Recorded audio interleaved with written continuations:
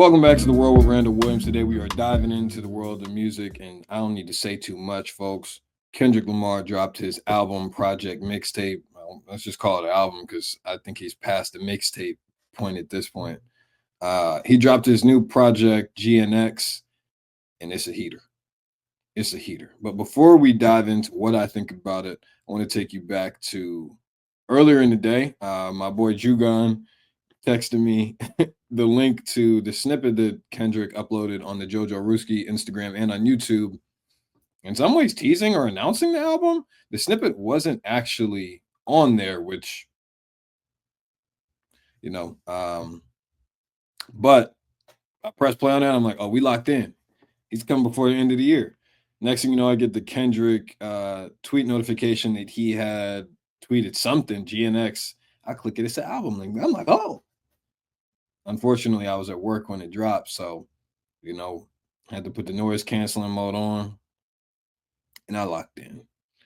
And good God, first record,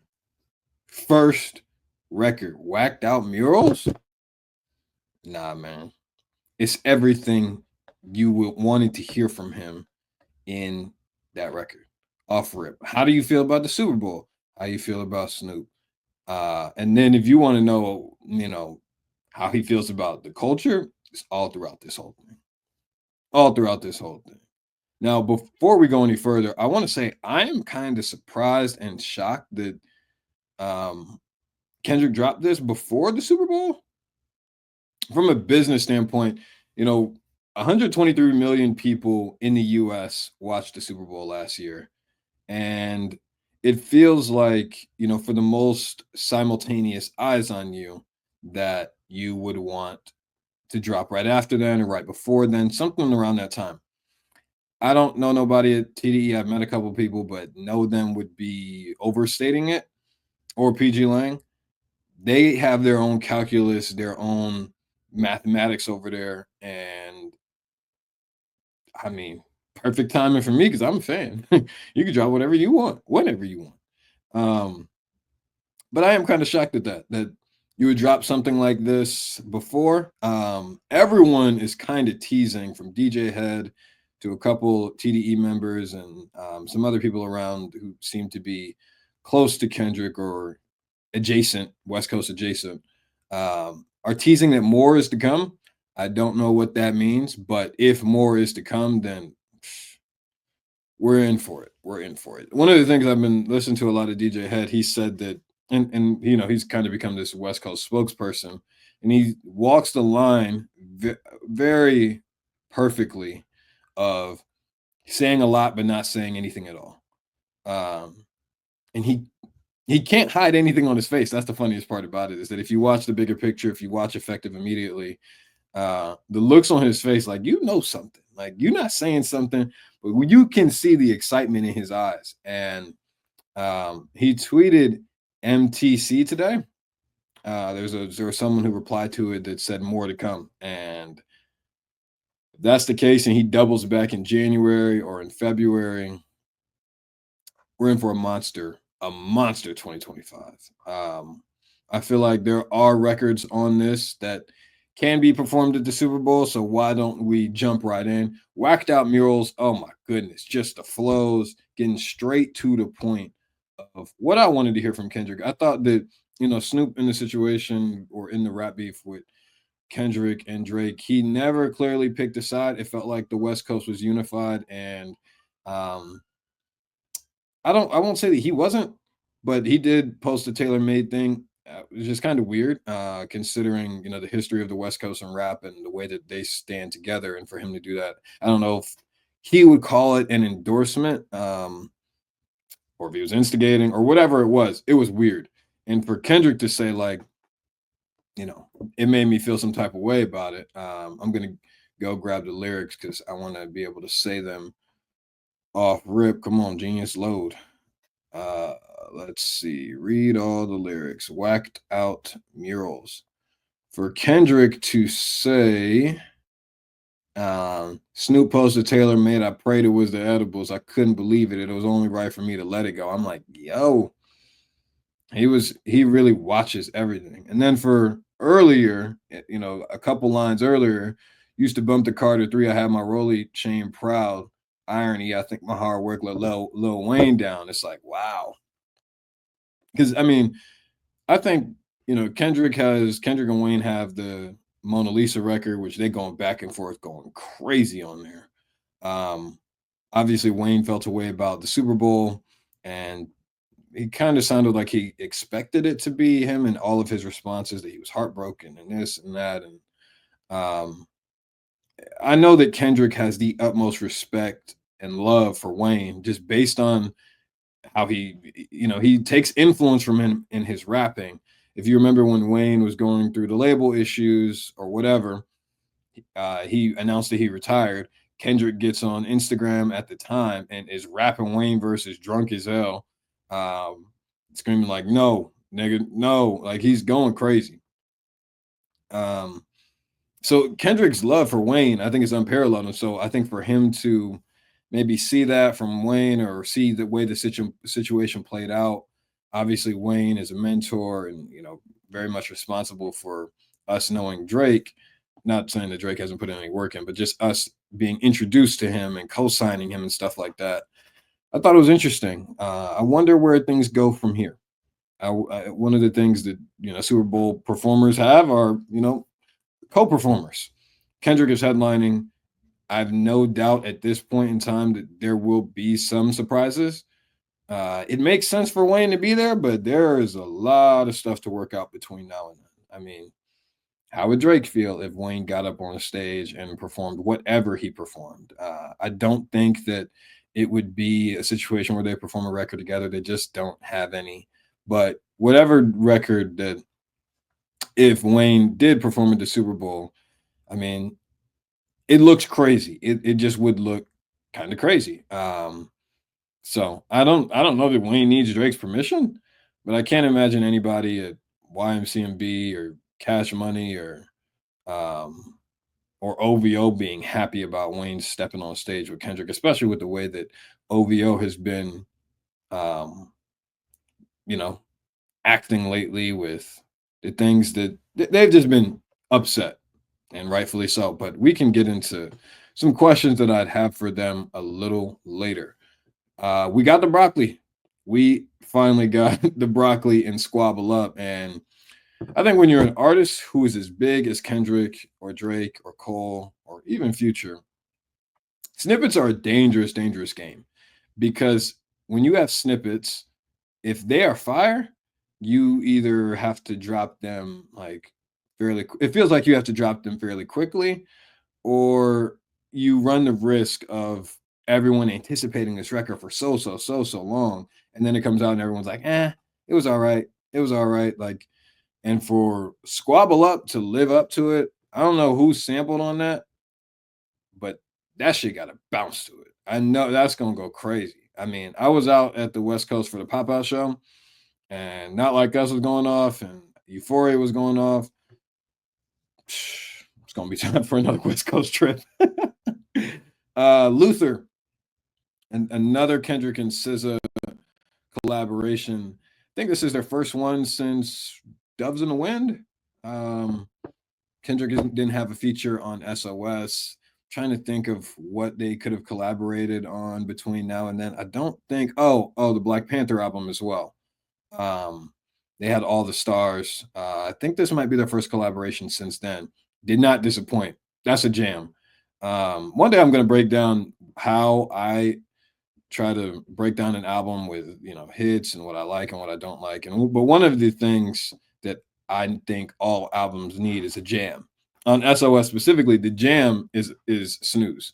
That's like the thing that everybody can enjoy and everybody can sing along to. I don't know that Luther is a sing along song, but it rides like that. That joke go crazy. I really enjoyed SZA and Kendrick going back and forth at the end. I enjoyed the chorus. I enjoyed the melodies. That record is like that. Man at the Garden. Um, another one. Another one. Just I think probably a lyrical masterpiece. Just the way that he's able to talk about what he's talking about. I'm going to read the lyrics because I feel like I'm saying a whole bunch of nothing right now. But this is the I Deserve It All song. Um, him talking about just reflecting on how he came to be who he is, the things that he's worked for and the integrity and stuff like that. And then him basically saying, like, I claim this, I work for this, this is me, I deserve it all. God sent for me, all that stuff, I think is an interesting perspective. One of the things that I think that some fans have been waiting for from the big three is for is for them to come out and say, I'm the best rapper alive. And Kendrick says it. He says it at the end of this, where he says, um, it's important I deserve it all because it's mine. Tell me why you think you deserve the greatest of all time. And he said similar things, but now like it feels like he's really acting on it. And like he's outside, he's making music that we can all enjoy. And not to say that I don't think he was doing that before, because I enjoy all of his albums, but that's more accessible. That can, you're not playing every single one of Mr. Morale or To Remember Butterfly outside as much, at least where I live, you're not, or people weren't. But um to hear him claim it the way that he is crazy. And then to go on to the next record, Hey Now, the bounce on Hey Now is crazy. Crazy. This is a record I for sure could see at the Super Bowl. 100%. I don't know where. Maybe it's 15 seconds, maybe it's 20 seconds because those performances are only about 14 minutes long, but or maybe a little over 14, between 13 and 15 minutes. But point being, this record can go. It can go. Um, there. It feels like there's some parade lap over the Drake beef in this. He says, I got friends hoping that they make the tabloids. The last one figured he was Magneto. You play God, you gonna get what you ask for. We got the same 24, what you mad for? I put a square on his back like I'm Jack Dorsey. It's high beams if I make a public appearance, yada yada yada. That is basically saying like I don't understand what you mad for. We got the same 24 hours. Um, and then it goes on to I don't know who's rapping on the second part of this. I don't know how to pronounce his name. Dodio. That first, the way he enters this, who the fuck I feel like? I feel like Joker, Harley Quinn. I'm in the cut with the blower. Oh nah, you going crazy. You going crazy. I'm a comic head, so that record resonated with me. And the kid Batman collaboration dropped today. I did not hit on any of the Joker shit. I wanted to, but I didn't. But that line was crazy. He rides on the beat. Like he goes crazy on it. I'm have to figure out who this person is. I think that was kind of the one of the things that I took away from this album was the way that he put on for the West Coast. And whoever that person is in particular, Dodio, you killed it. You killed it. Reincarnated, the Pac song, full of passion. I don't even want to break that down in this specific clip, but just full of passion, channeling Tupac, and obviously we know how much Tupac means to Kendrick, and particularly those on the West Coast in general. Um, just got in his bag. I really enjoy Kendrick when he get in his artsy bag, uh, and does the voices and stuff like that. That's things that I enjoy. So this record was another one for me that um, I'd say is more insightful. It's something that you play all the way through the album. It's something you put in, your story time playlist or something along those lines. And what I mean by that is story time, for rap stories. Is what I'd say to that. I think moving on to the next one, TV off. If it's a number one record in here, it's Hey Now or TV off. Like no way he took these West Coast beats going crazy. Sorry if I'm at a loss for words, but these West Coast beats is going nuts. And just the flows, the way that he kind of just stepping all over this. Like Kendrick always been an incredible rapper, but these raps sound like he is cloud jumping. Like he is limitless. I've been texting my friends and telling them Kendrick sounds like he's in an avatar state right now. That there's nothing that could touch him. And got struck by lightning by Azula because he was in his feelings. Kendrick don't sound like he's in his feelings. It sounds like it is season 3 Sozin's comment. And got tapped in. And the rest is history. This is exactly what it sounds like.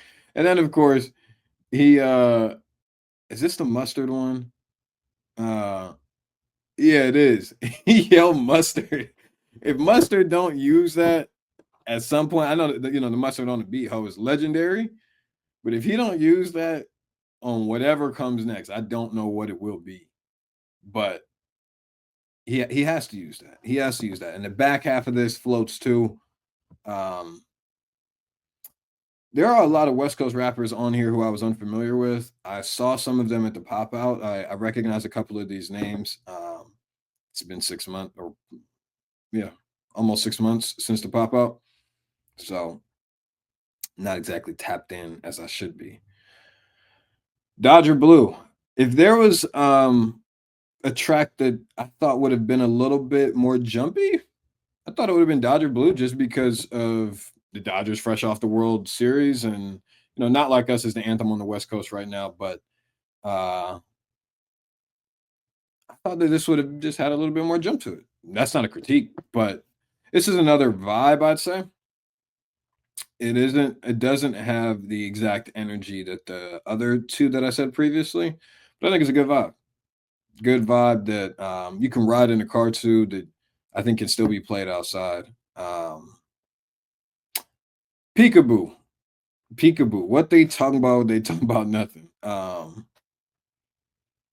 This what I took away from that is just people in the media talking about nothing. What they talking about? They talking about nothing. Like I just feel like whenever Kendrick drops, because of the type of artist he is, he's over conceptualized. Like I remember when Damn dropped, people thought another album was going to come back with another album was going to come out called Nation, and so much so that he put up a statement after. I don't know if you guys remember this, but he put up a statement shortly after Damn, where he basically said like this is the album, and that was it. And he went on to do some features for the rest of the summer, but when Watch the Party dies, people are like, oh, Kendrick wants round two. Like, I don't really understand how you took that away from Watch the Party Die unless you want to see round two. Unless you're trying to incite a round two between Kendrick and Drake. The only line in there that is directly reference Drake is just walk that man down. That'll do everyone a solid. Like it's love, but tough love, sometimes resorting to violence. Like that's the line. And that's not a shot. It's recapping the events. At least that's what I take away from it. I feel like anything else trying to twist this into something is kind of a reach. All of the this track has a bunch of West Coast rappers on here. I think it was this one. But they is it this one? No, I don't think it's this one. But another vibe. Because of the other records on here, like TV Off, Hey Now, Squabble Up, I don't know that will get played as much, but Peekaboo is still a keeper. Heart Part 6. I'm glad you reclaimed that, man. And I had no doubt that Kendrick would. I felt like from a strategy perspective, that Drake should have kept a Heart Part 6 handy. It just felt right. Obviously the Heart Part 6 is the worst record of the beef. It's not even close. You can argue rap scheme and this and that, but there are some bars in there that Drake said that I don't understand how whoever was in the studio with him allowed him to walk out of the studio and be like, "Ah, man, I was like that." No, you go listen to it and you let me know which bars I'm talking about because they're very easily identifiable. This one, great storytelling on just the nature of TDE and how they came to be and how Kendrick kind of views his relationship with them. I thought this was really reflective and insightful on, I wouldn't say what happened, but just his mindset. When Kendrick announced that he was leaving TDE, everyone everyone was speculating on why, how, beef, because the nature of party splitting and rap hasn't always been peaceful, and we haven't heard TDE or Kendrick speak about it. And there's value in silence. That's exactly what I'd say to that. Of course, I think fans want to know what happened, what changed, things like that. And Kendrick kind of says it in here, where he goes on to say, hold on, hang with me. Um, he said, "Oh, this I can't hold you. This shit broke my heart, man." He said, "I guess motivation was yearning for independence, poured everything I had left in the family business. Now it's about Kendrick. I want to evolve, place my skill set as a black exec. I jogged my memory, knowing Black Hickory didn't work because of me. Creatively, I moved on with new concepts and reach. Like, first of all, damn, damn, we didn't get the Black Hippie album because of you, Kendrick. Damn, that's what I gotta say to that. But at the same time, what I will say is I respect him saying like it was a me thing. It didn't have anything to. I don't know if this is what I'm taking away from it. It was a him thing that it didn't have anything to do with everyone else. And I really respect TDE for really never having leaks. Like outside of the reason shit that happened, they don't be having no drama, no public drama like that. With SZA too, but I think SZA's music kind of just when it comes out, it speaks for itself, and everyone forgets, or we just move on because the music is just that good. And so then it's like I understand why y'all are fighting, but we all love this. Um, with this in particular, I think there's a little bit of value in selfishness. I think that you got one life, it's yours, and when you're in a career like his, that's any career really, and you're competitive and you're working on a team, that there comes a time and a place where you might reach a certain level of success as part of the team. You might want to break off. I think that's happened in just about every industry, whether that be in sports, Shaq, Kobe, whether that be I could come up with a bunch: Shaq, Kobe, LeBron, Kyrie, um, KD, and the Thunder, and um, even Clay just recently. Like there's a bunch of different things where, and Clay isn't a good example of that, but there's a bunch of examples in life where parties have split, even in business, where they go on and do their own things. Adidas and Puma. So I think there's value in some of this, and I appreciate the honesty and the perspective because I have wanted to know. I'm a nosy. I'm nosy. Um, and if that's all we ever hear about it, I'm okay with that because it's not my business. Sometimes we as fans internalize the music so much that we think we're entitled to everything, and that's just not true. It's just not. Moving on to GNX, another West Coast beat. And apparently he got this beat 2 days ago. I don't know who tweeted it out. I'll put it up here in the edits. But apparently he got this beat 2 days ago. And this got hella West Coast rappers on here. I think this is Peso, Hit a J3, who be on Twitter crazy. He's another. I don't think he's exactly the West Coast Guard, the West Coast Coast Guard, the way that DJ Head is, but he's obviously close with Kendrick. He rides for Kendrick, and I appreciate that because it's a lot of folks out there that I think in the media be pandering, trying to get recognition from certain artists. I'll leave it at that for now. This has Hit a J3, Peso, Young Threat. It's Rods. It's another one. Like it's another one of those West Coast beats that I think you basically have your pick as to what you want to play between Squabble Up, Hey Now, TV Off, Peekaboo, and GNX as like I wouldn't say the party records, but the ones that's going to be played outside. And it'll really depend on the DJ as to which ones they like. But I think Squabble Up, Hey Now, and TV Off will probably be the ones to get the most play. And then, of course, last but certainly not least, we have Gloria. And this is about Kendrick's relationship, I think, with his pen, the writing, and SZA slides on the chorus. I think this track is too deep to break down in this video. I had to listen to it 20 more times and read and listen to different perspectives and different people's takes on things. Because music is made to be sat with, not internalized after 20 minutes or a couple hours.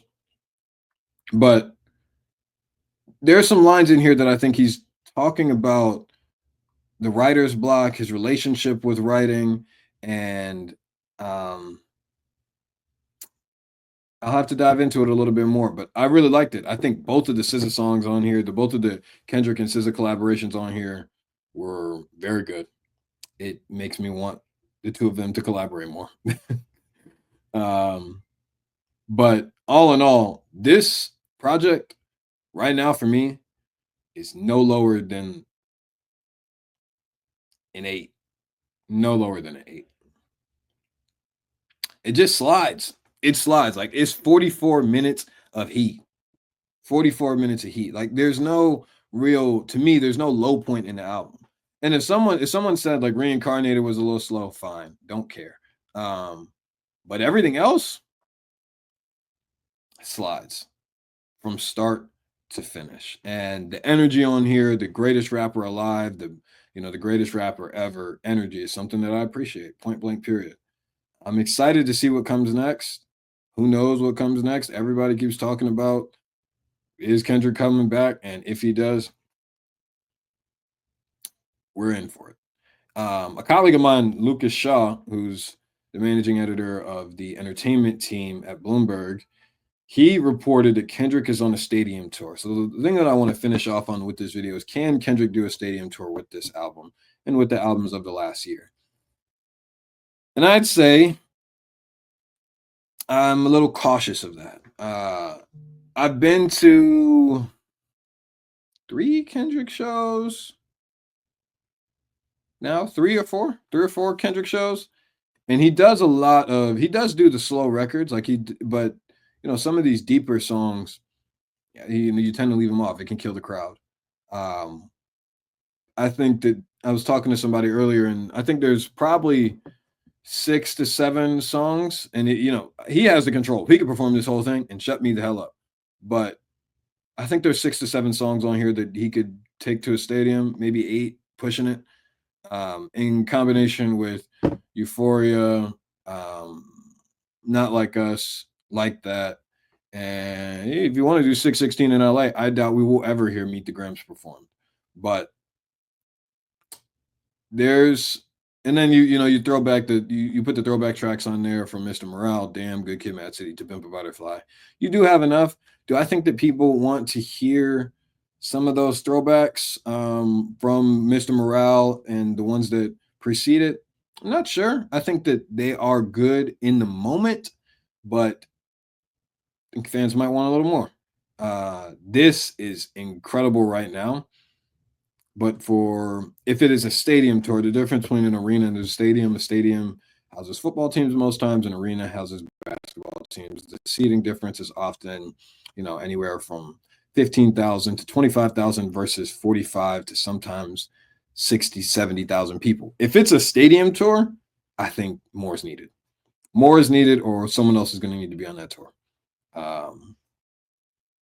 Because Kendrick has had no issue selling out arenas over the past, what is it now, 7, 8 years, going on a decade. He's had no issues selling out arenas.